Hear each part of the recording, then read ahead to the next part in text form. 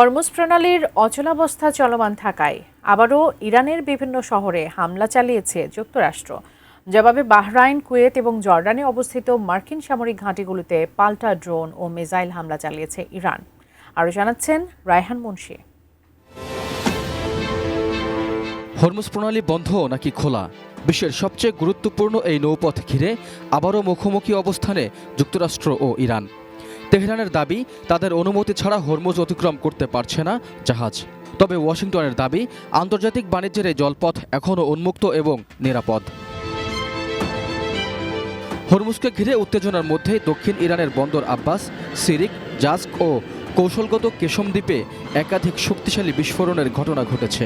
পাশাপাশি লোরেস্তান ও বুশেহের প্রদেশের কয়েকটি শহরেও হামলার খবর পাওয়া গেছে।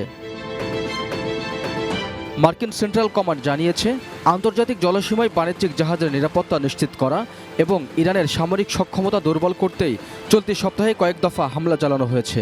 একই সঙ্গে হরমুজ প্রণালীতে নৌ চলাচল স্বাভাবিক রাখতে টহল জোরদার করেছে মার্কিন নৌবাহিনী। আমি বুঝি নির্মাণের শিল্প, সালাম স্টিল বোঝে ডিউরেবিলিটি। সালাম স্টিল, মোস্ট ডিউরেবল স্টিল। অন্যদিকে যুক্তরাষ্ট্রের হামলার জবাবে বাহরাইনে মার্কিন নৌবাহিনীর ৫ম ফ্লিটের সদর দপ্তর ও শেখ ইসা বিমান ঘাঁটিতে পাল্টা হামলা চালিয়েছে ইরান।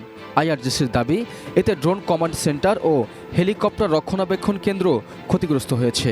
একই সঙ্গে কুয়েতের আলী আল সালেম ও আহমেদ আল জাবের বিমান ঘাঁটি এবং জর্ডানের প্রিন্স বিমান ঘাঁটিও লক্ষ্যবস্তু করা হয়েছে।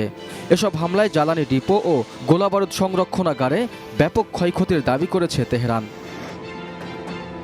Raihan Munshi, desk report, ATN news.